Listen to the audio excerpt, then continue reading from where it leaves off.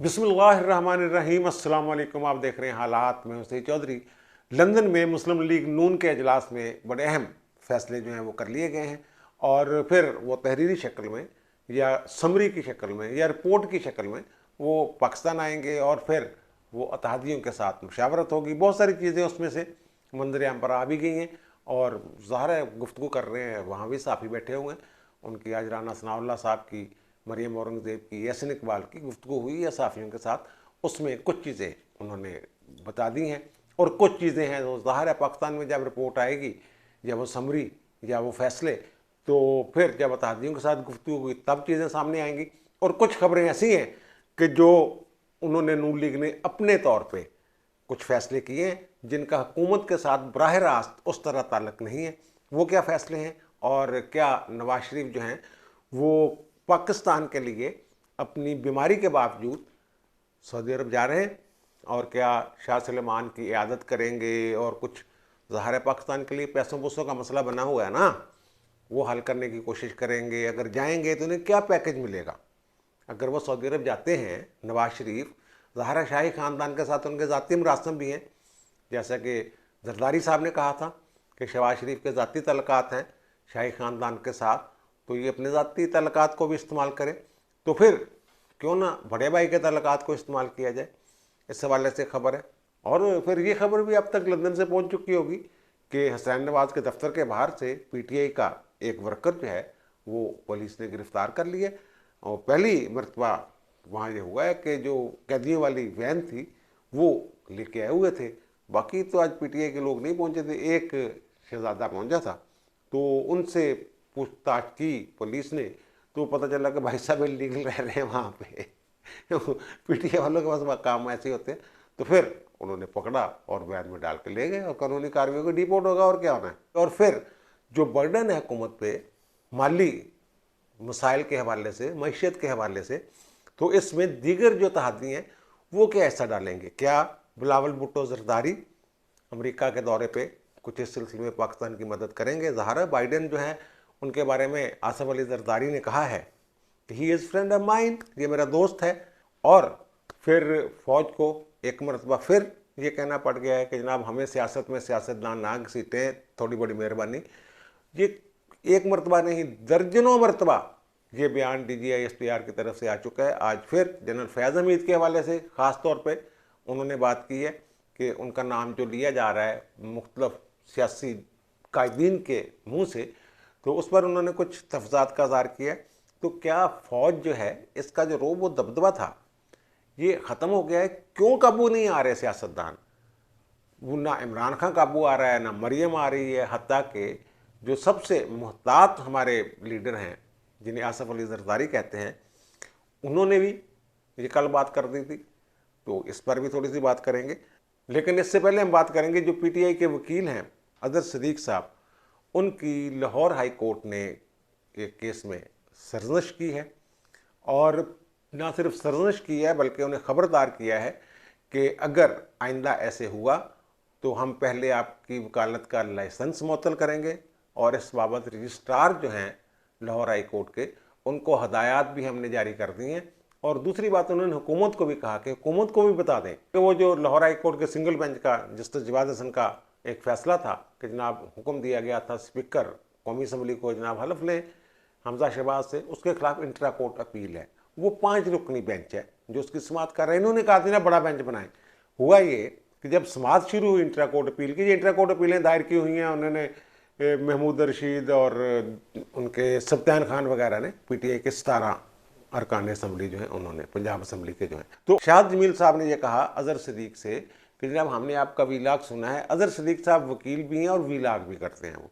तो उन्होंने कहा हमने आपके वीलाग में आपने स्कैंडलाइज जो बेंच है इसके अरकान को स्कैंडलाइज करने की कोशिश की है। वो जो उनका वीलाग है उसमें वो कहते हैं कि जनाब बार में ऐसी वकला बातें कर रहे हैं कि इन जजों का नून लीग से ताल्लुक है, पता नहीं किसका क्या ताल्लुक है, इस तरह की बातें चाहते उन्होंने क्यों ही थी। उनका एक तरफ आप ऐसे भी लाग कर रहे हैं, दूसरी तरफ हमारे सामने आप पेश हो रहे हैं। इस पे जो बेंच के सरबराह थे वो उन्होंने अच्छी खासी क्लास ली अजहर सिद्दीक साहब की और उन्होंने कहा भाई अनफ इज़ अनफ, बहुत हो गया जो होना था। ये आप जो करते हैं ना जजों पे तनकीद और वीलाग, वैसे तो वकील का काम ही नहीं है वीलाग करे। अगर बात करनी है तो सिर्फ कोर्ट प्रोसीडिंग्स तक, जजों तक मामले को, जजों को बदनाम करने का क्या तुक बनता है। तो उन्होंने कहा जी अगर आइंदा ऐसे हुआ तो फिर पहले हम लाइसेंस मुअत्तल करेंगे, फिर कोई कार्रवाई करेंगे। उन्होंने कहा अगर आपको अदलिया पे एतबार नहीं है तो फिर हमें बता दें, डायरेक्ट लिख के दे दें हमें। ये क्या बात हुई कि आप बाहर जाके बातें कर। उन्होंने कहा जी मैं कुछ कहना चाहता हूँ, देर आए दुरुस्त आए। और फिर उन्होंने कहा कि जनाब मैं अदब से अर्ज़ करता हूँ। तो इस पे जो बेंच के सरबराह है उन्होंने कहा जनाब ऐसा अदब ना करें कि बात कहीं और चली जाए। तो फिर उन्होंने ये भी कहा कि हुकूमत को भी हम कहते हैं कि वो भी ये जो आपको कह रहे हैं ये बात हम हुकूमत को भी कह रहे हैं। वो तो फिर पीटीआई के दूसरे वकील इम्तियाज़ सिद्दीकी साहब, उन्होंने ये मामला जो है रफा दफा करवाया। उन्होंने कहा जनाब हम अदालत के हुक्म के सामने, अदालत के सामने सर तस्लीम हम करते हैं। मुनीर बाजवा साहब बड़े सीनियर जर्नलिस्ट हैं, कोर्ट की रिपोर्टों को बड़ी अच्छी तरह वो समझते हैं, कोर्ट रिपोर्टर हैं। उन्होंने ये मुझे बताया कि तकरीबन कुछ 4-5 मिनट जो है वो उन्होंने इनफ इज़ इनफ वाली जो बात है, बेंच ने मुख्तलिफ मौक़े पे अज़हर सिद्दीकी साहब को ये बावर करवाया कि आइंदा इस तरह की जो आपकी हरकत होगी, जो जिसकी भी होगी, जो भी अदलिया पर बेजा तनकीद करेगा, जजों को स्कैंडलाइज करेगा, तो उसको फिर ये बर्दाश्त नहीं किया जाएगा, ये नाकाबिले बर्दाश्त होगा। वो हदायत भी वो कहते हैं हमने जारी कर दी हैं। लेकिन फिर टेक्निकल जो चीज़ें थी तो जजों ने ये कहा कि जनाब जो आपकी इंट्रा कोर्ट अपील है इसकी तो ज़बान ही इंट्रा कोर्ट अपील वाली नहीं है, और दूसरा आपने इसके साथ जो अपील के निंदगान हैं उनके जो एफिडेविट्स लगाए हैं वो भी इंट्रा कोर्ट अपील वाले नहीं, वो तो रेट पिटिशन वाले हैं। ये क्या आपने पिटिशन, वो जी मैं ये मेरे दफ्तर की गलती है और मैं दफ्तर में नहीं था तो मैं। अब यहाँ पे जो जजेस हैं उन्होंने ये कहा कि हम भाई कानूनी मुशगाफियों में नहीं पढ़ना चाहते, हम एक आइनी जो मसला, आइनी बहरान है उसको हल करना चाहते हैं, कोई फैसला देना चाहते हैं। ये अगर हम चाहते तो 1 माह तक इसको सुनते रहते, और 1 माह बाद ये जो हमने खामियों का बताया है, टेक्निकल जो तकनीकी सुकम है, इसकी बुनियाद पे हम कह देते हैं जनाब आप ये तकनीकी बुनियादों पे हम मुस्तरद करते हैं, लेकिन हम आपको इजाज़त दे रहे हैं कि जाएं, इसमें जो इबारत चेंज करनी है, जो पैराग्राफ बदलने हैं वो बदलें, एफिडेविट दुरुस्त करके लें, और फिर 17 तारीख को दोबारा आ जाएं, और फिर दूसरे हुकूमत को नोटिस हमजा शहबाज पेश नहीं हुए, उनके वकील शकील उनका जनाब वो भी आएँ, अपने वकील को भेजें अगली पेशी पर। और फिर एडवोकेट जनरल अहमद अवैस पेश हुए, वो कहते मैं हुकूमत की तरफ से पेश हुआ हूँ। और फिर अटारनी जनरल उनकी तरफ से एडिशनल एडवोकेट जनरल बताया जी क्योंकि वो हमजा शहबाज के वकील रहे हैं इसलिए वो इसमें पेश नहीं होना चाहते। लेकिन अदालत ने कहा कि जनाब इस बारे में भी अगली पेशी पे बताएं कि वो किस केस में हमजा शहबाज के वकील थे, कब वकील थे। वो तो वफाक के नुमाइंदे हैं, तो किसी के वकील माजी में अगर रहे भी हैं तो रहे हैं, इस तरह की बातें हुई है। बहरहाल इनफ इज़ इनफ, ये अदालत ने आज कह दी है कि सुप्रीम कोर्ट, हाई कोर्ट, जो भी इनके सामने जजेस आते हैं वो कहा है उन्होंने कि आप उनके खिलाफ शुरू हो जाते हैं, और एक यानी हद जो है वो क्रॉस हो चुकी हुई है। ये तो है अदलिया का मामला। दूसरी तरफ हमारे जो फौजी तर्जमान है वो मुतअद्दिद बार कई मरतबा कह चुके हैं, इमरान के दौर में भी उन्होंने मुतअद्दिद बार कहा कि हम भाई गैर जानबदार हैं, हमें ना घसीटें सियासत में, ना घसीटें सियासत में। लेकिन ये शुरू वैसे कौन करता है? फैज़ हमीद से बात शुरू हुई। अब जो DGISPR का जो बयान है वो फैज़ हमीद साहब के हवाले से जो बातें हो रही थी उस हवाले से वो बात उन्होंने ज़ाहिर है उन्होंने कहा कि जनाब ये जो चोटी के सीनियर जो सियासतदान हैं वो जो बातें कर रहे हैं फैज़ हमीद साहब के बारे में, ये गैर दानिशमंदाना मेरा ख्याल उन्होंने लफ्ज़ इस्तेमाल किया है कि ये कोई दानिशमंदाना बात नहीं है। और फिर वो उन्होंने ये भी कहा कि नामुनासिब है। उन्होंने कहा हम किसी एक जमात के वो नहीं कह रहे, किसी लीडर को, सारे ही कर रहे हैं।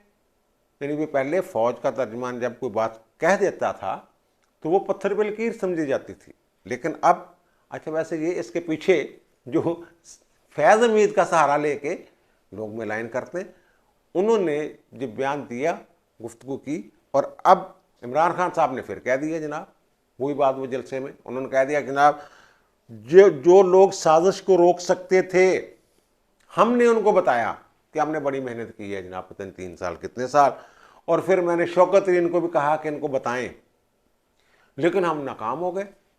अफसोस हम नाकाम हो गए। यानी वो अब भी मलबा जो है वो उन्हीं पे डाल रहे हैं कि जनाब जो साजिश रोक सकते थे।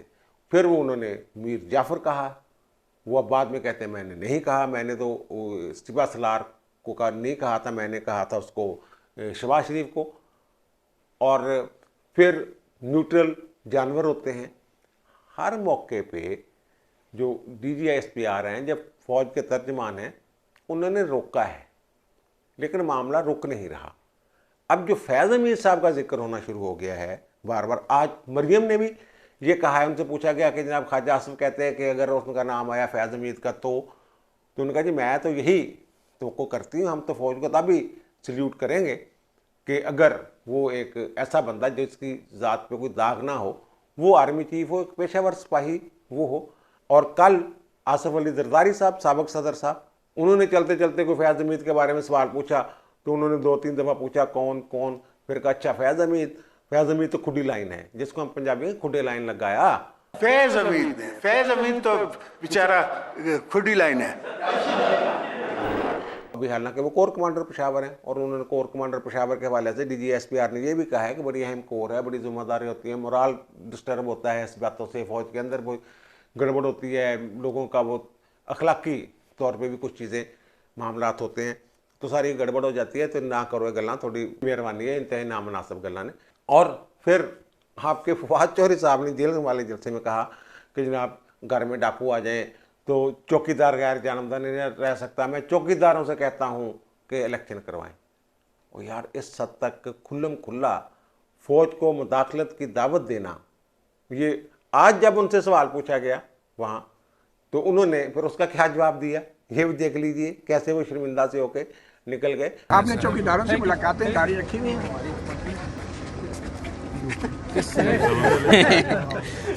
अब इसका जो एक नुकसान हो रहा है ना, वो फौज के डिसिप्लिन का एक मसला है। फ़र्ज़ करें कि हम कह रहे हैं कि फैज़ हमीद साहब को वो चाहते हैं कि ट्रांसफ़र कर दिया जाए, ये फ़र्ज़ करने की मैं बात कर रहा हूँ।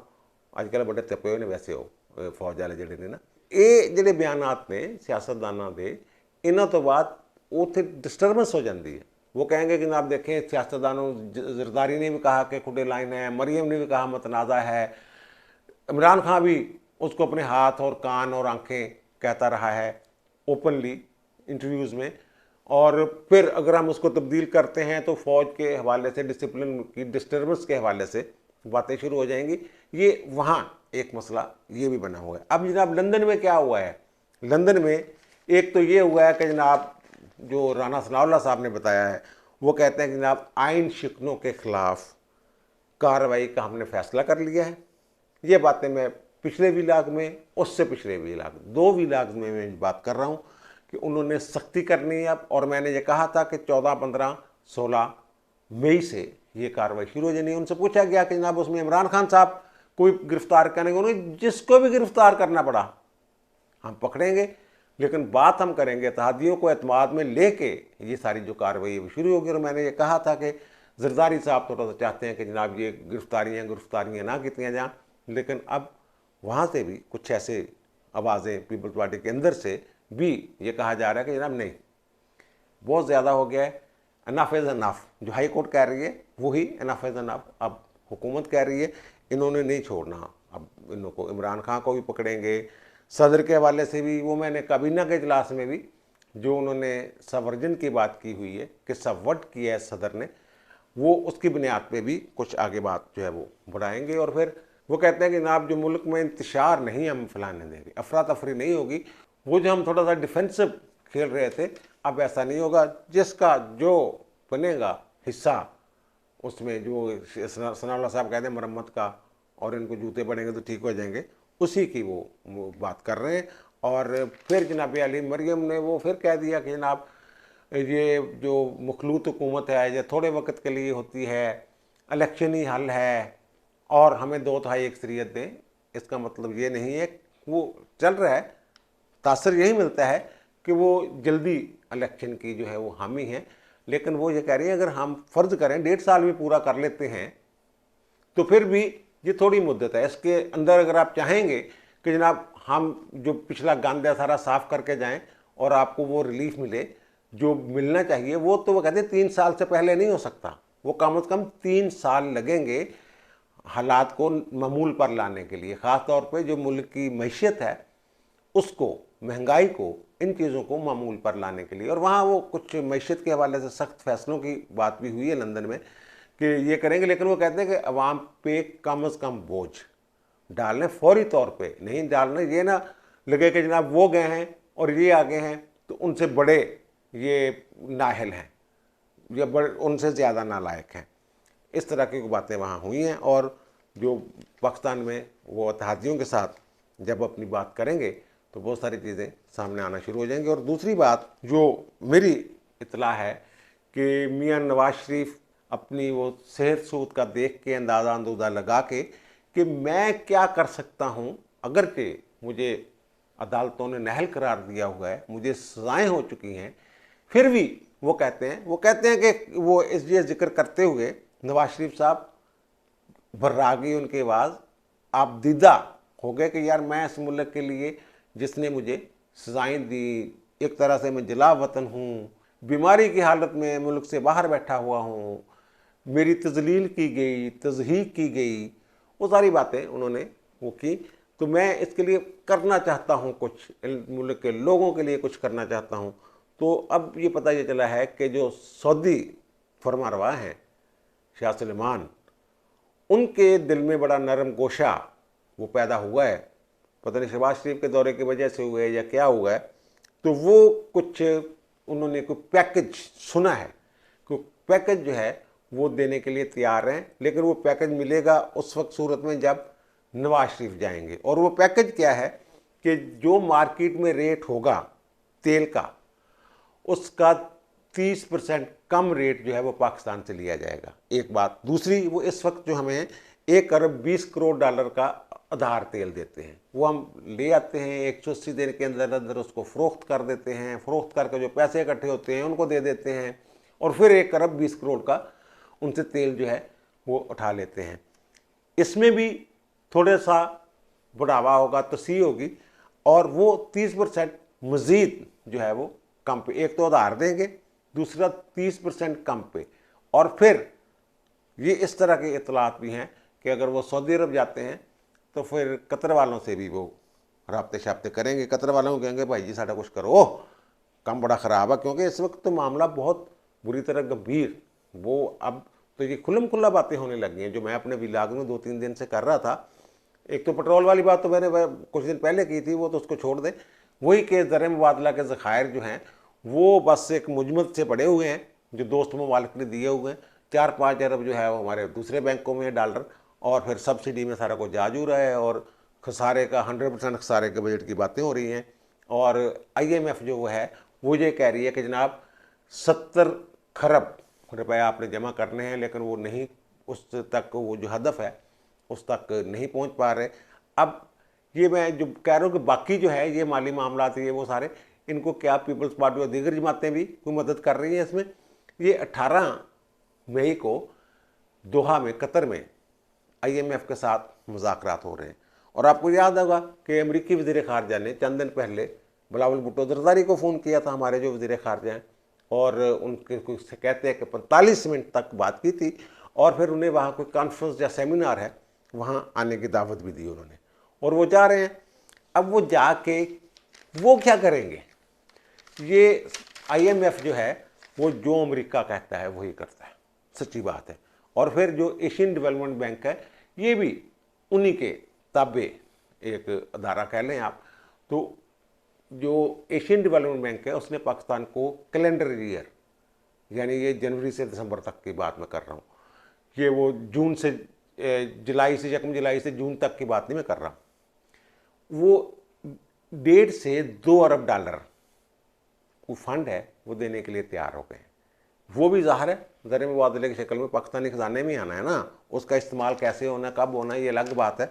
और फिर ये जो 18 को दोहा में जैसा का जिक्र किया कि IMF के साथ मुज़ाकरात होंगे, उसमें जो इन्होंने प्लान किया है लंदन में बैठ के, वो ये कहते हैं कि इसहाक डार साहब ने एक को बना के दी है फिजिबिलिटी मुफ्ता इस्माइल को। उन्होंने कहा कि जनाब ये मिफ्ता साहब आप जाएंगे ना तो उनके साथ ये बातें करें और फिर कोशिश ये करें कि पहला जो इसमें तस्वीर ना करवाएं पहले प्रोग्राम में, बल्कि नया प्रोग्राम उनके साथ साइन करें। क्योंकि पहली शराइत जो नून लीग जो इमरान खान वाले हैं ये बहुत सख्त रख गए, उनको आप निकाल दें उसमें से, नए सिरे से उनके साथ कोशिश करें। और फिर वो कैसे अमेरिका का जो दौरा है बिलावल भुट्टो जरदारी का, वो कैसे मदद कर सकते हैं इनकी। अब ये पहली दफ़ा जो दावा किया है जरदारी साहब ने कि जो बाइडन हैं वो मेरे दोस्त हैं, उन्होंने मुझे फ़ोन नहीं किया था, वो मुझे मुबारकबाद ही देते थे कि नब आपने मेरे चंगा किया, साड़ा एक बड़ा मसला हल कर देता है, इमरान खान उसे किक आउट करता, बाहर कर देता, तो मुझे नहीं किया। उन्होंने उस मौके पे ये बात जो है वो कि अगर उनकी दोस्ती है तो ज़ाहिर है फिर उनके दोस्त का बेटा वज़ीर ख़ारजा के तौर पे, कम उम्र तरीन वज़ीर ख़ारजा के तौर पे वो जा रहा है अमेरिका। ये जो बड़ी अदालतें होती हैं, जब उनमें कोई पहली मरतबा वकील पेश होता है तो उसको छोटा मोटा रिलीफ अदालत वैसे ही जो सवाबदीद होती है वो दे देती है। इसी तरह जब ये कम उम्र तरीन वज़ीर ख़ारजा जाएंगे तो वहाँ हो सकता है इनको छोटा मोटा रिलीफ जो है वो मिल जाए। और ये जो बाइडन हैं जिनकी मैं बात कर रहा हूँ, इनको जो पीपल्स पार्टी का दौर था 2008 से 2013 तक, उसमें इन्होंने इसको हलाल पाकिस्तान का एजाज़ भी दिया था। 2-3 सेनेटर थे, 2 सेनेटर थे मेरे ख्याल जिनको ये एजाज़ उन्होंने दिया था। और ये एक से ज़्यादा मरतबा जरदारी साहब के साथ इनकी गपशप मुलाकातें होती रहती थी। 2008 में भी ये ऑब्जर्वर के तौर पे पाकिस्तान में जो इलेक्शन हुए थे उनको देखने आए थे, और फिर इन्होंने रिपोर्ट ये दी थी कि ओके, इनके साथ और सेनेटर भी थे, इन्होंने फिर ये रिपोर्ट दी थी कि जनाब बिल्कुल बेहतरीन हैं। और फिर इन्होंने जो जरदारी साहब की मोहब्बत में या पीपल्स पार्टी की हुकूमत की मोहब्बत में या जो भी कह लें जमहूरियत की मोहब्बत में, इन्होंने कोई 1.5 अरब डॉलर की गैर फौजी इमदाद जो है वो दिलवाने में एक किरदार अदा किया था, जिसकी वजह से इन्हें हलाल पाकिस्तान जो है वो दिया गया। पहले यानी कि 2008 में भी आए, 2011 में भी आए। इनके जरदारी साहब के साथ वो सही कहते हैं कि उनके साथ कुछ तल्लुकात ऐसे हैं। और फिर वो वहाँ जब ये अमेरिका में कोई खाने शाने नाश्ते नुश्ते पे जाते रहे हैं, तब भी बाइडन साहब के साथ इनकी जो है वो हेलो हाय अच्छी होती रही है। और दोहा में, कतर में होने वाले जो उन्हीं दिनों में हो रहे होंगे, चंद घंटों का फ़र्क होगा, मेरा ख्याल है कि बिलावल साहब अपना जो असर और सूख है या अपने अब्बा जी का जो असर और सूख है वो IMF पर असरअंदाज होने के लिए या अमेरिका से प्रेशर दिलवाने के लिए या अमेरिका से कहलवाने के लिए ज़रूर इस्तेमाल करेंगे। और ख़बर है मेरी ख्वाहिश भी है कि अच्छे दिन जो हैं वो आने वाले हैं।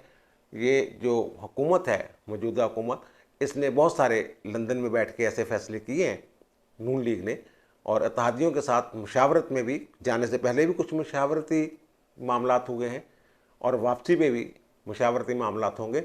ये मामलात मुस्बत सिमत में जाते हुए आपको इसी माह के आखिर तक नज़र आना शुरू हो जाएंगे। अब मुझे इजाज़त दीजिए, इंशाल्लाह दोबारा मुलाकात होती है नए वीला के साथ। अल्लाह ताला आप पर, मुझ पर, हम सब पर मेहरबान रहे। अल्लाह हाफ़िज़।